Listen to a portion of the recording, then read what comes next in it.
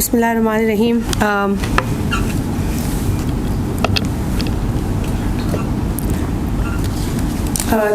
The honorable participants here joining us today, Mr. Luis from UNICEF, who's been very sort of keen on having me here and ensured my presence, and with him Dr. Ali Kamal from Planning and Development Ministry, Dr. Inusa Kabore, is that right? Deputy Representative UNICEF, PCO, people present here and those online, particularly I heard Mr. Mark Hayward, Ms. Natalia Winder, everyone else in the audience, the experts, members of the civil society, my colleague, former Deputy Speaker of the National Assembly, Mr. Faisal Karim Kundi, the different developing partners, members of the media community, Assalamu alaikum. I am grateful for this opportunity, and it is indeed an honor to address such a distinguished audience on this national dialogue on addressing the deprivation of children, especially girls, in Pakistan. I would also like to appreciate and congratulate the Ministry of Planning, Development and Special Initiatives and UNICEF for together providing such a forum.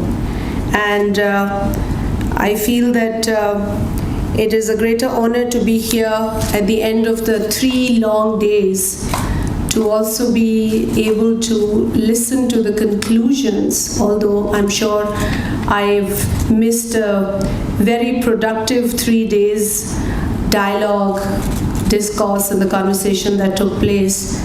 But I am hopeful that I am going to be receiving the conclusions, and those conclusions will be, for me, guidance towards forming the path forward.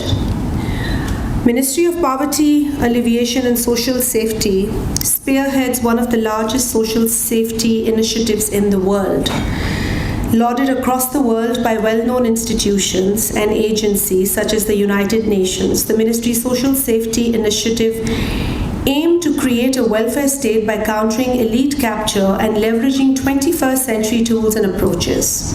Such approaches include using of data and technology to create precision safety nets, promoting financial inclusion and access to digital services, supporting the economic empowerment of women, focusing on human capital formation, overcoming financial barriers to accessing health and education, tackling malnutrition in all its forms, and employing multi-sectoral and multi-stakeholder approaches to develop solutions at scale. The Constitution of Pakistan, in its Article 38, ensures the promotion of social and economic well-being of all citizens of Pakistan. Social protection is a human right. It can be a powerful tool in the battle against poverty and inequality. In this regard, the Ministry of Poverty, Alleviation and Social Safety, particularly the Benazir Income Support Program, has a vital role in improving the socio-economic welfare of the poorest and the most vulnerable population. I do understand that it's been a long day and the other days that you've spent here, but I would like to share some information regarding the Benazir Income Support Program. Benazir Income Support Program was initially started in 2008 as an unconditional cash transfer program. Later, it was enacted through an Act of Parliament, that is Benazir Income Support Program Act of 2010. From the very beginning, Benazir Income Support Program has remained above any political or ideological differences. Since then, with continuous improvement in its design and program implementation, Benazir Income Support Program has transformed into a premier social protection institution in Pakistan, which is regularly providing support to over 8 million poorest of the poor families through its unconditional cash transfer and multi-sectoral focused conditional cash transfer programs, which I'll be explaining to you. Benazir Income Support Program makes payments to its beneficiaries through technology-based payment mechanisms like the biometric verification system. There is nothing more satisfying and rewarding than knowing that our efforts are bringing change in the lives of millions of families around Pakistan.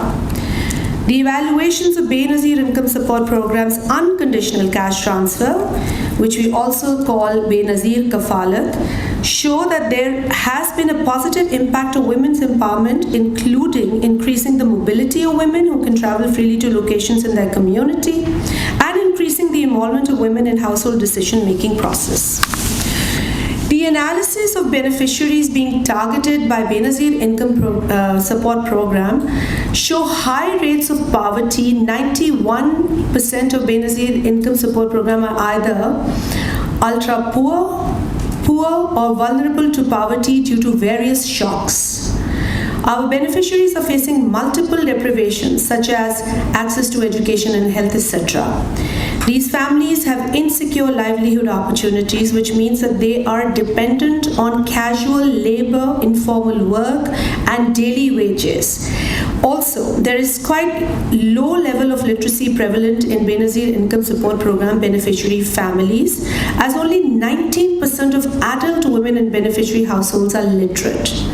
This is also true for the children of our beneficiary families, and we are making sure to provide them with opportunities to address these issues.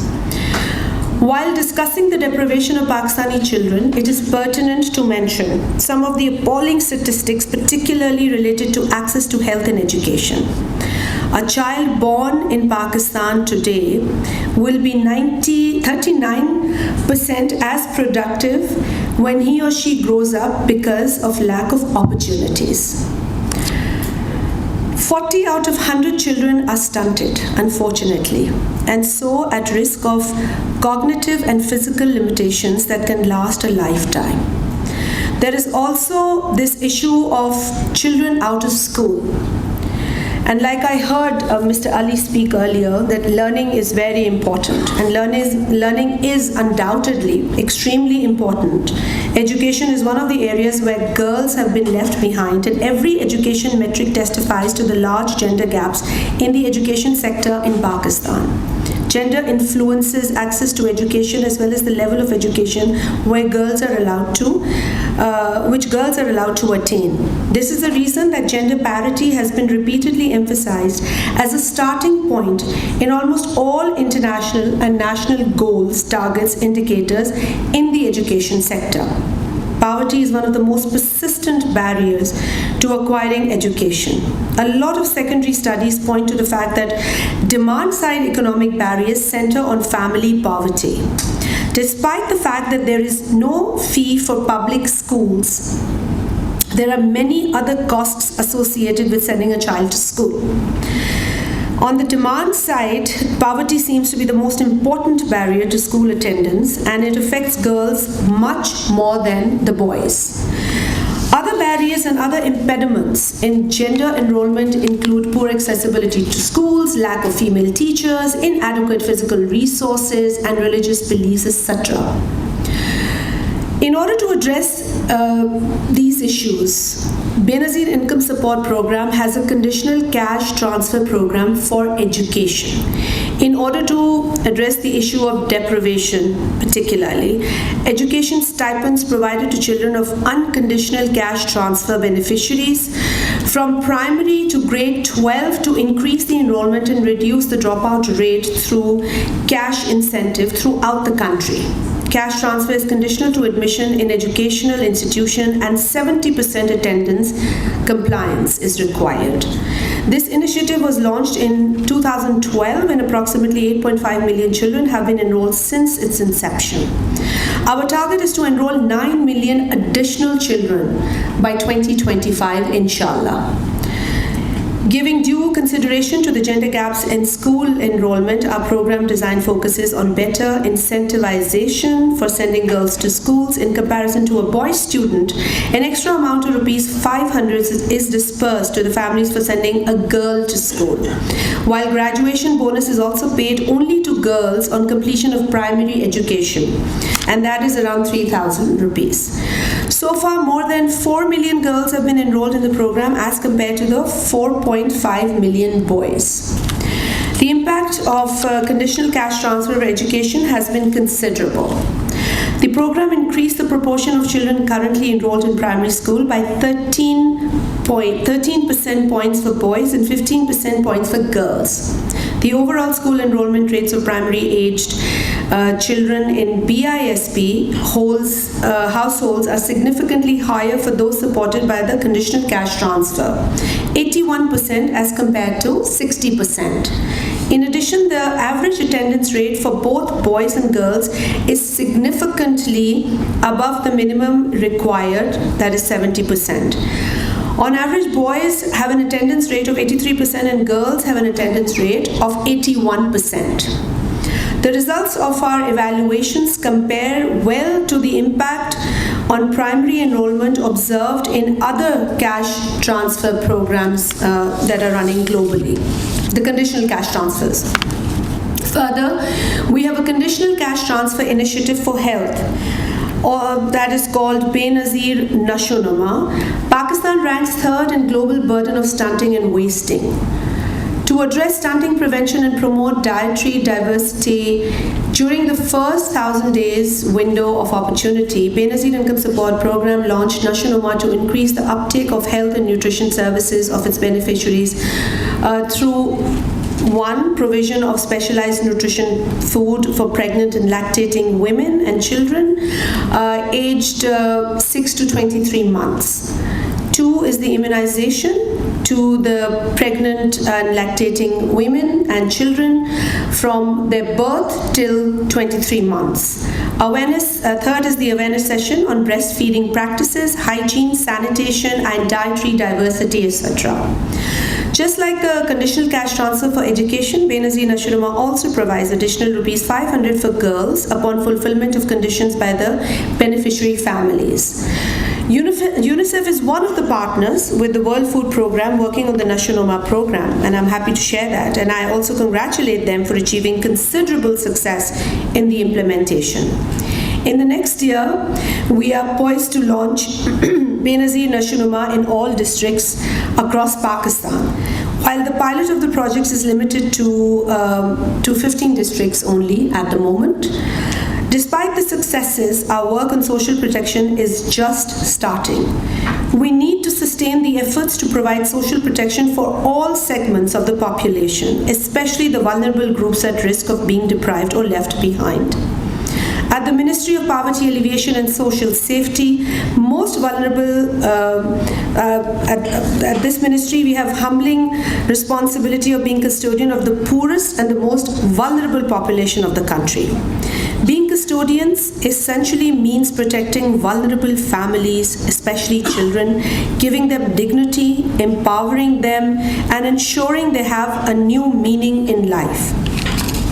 I look forward to UNICEF's technical assistance to Benazir Income Support Program. We've already had a meeting, an initial meeting, and we're looking forward to working together, especially in the cash transfer program and in developing new and innovative techniques for reaching out to marginalized young girls.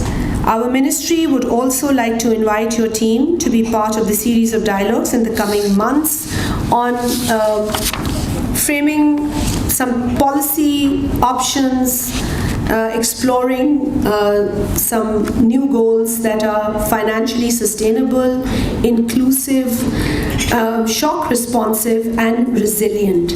Benazir Income Support Program has truly become a pride of Pakistan, as it is the largest social safety net initiative in South Asia.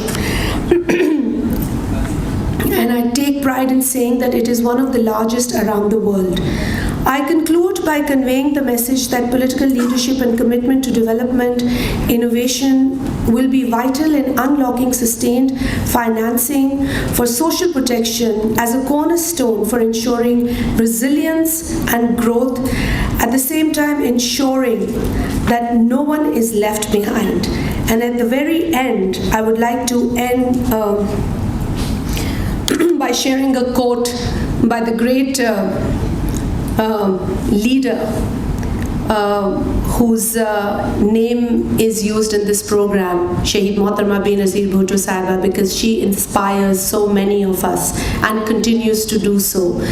We celebrated her 69th birthday yesterday, and we are taking forward a program that she had envisioned, and she very much wanted this program to be there in her lifetime, but that was unfortunate that she could not see it herself. But I'm sure that she is looking upon us, and she is also looking at the implementation and smooth operation of a program like this.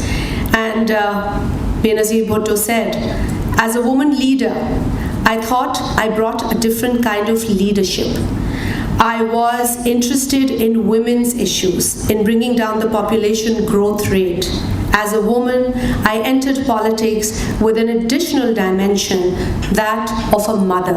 And you all have heard about the hands that rock the cradle are the hands that rule the world. So we are trying to strengthen those hands so that we can rule the world. Thank you very much.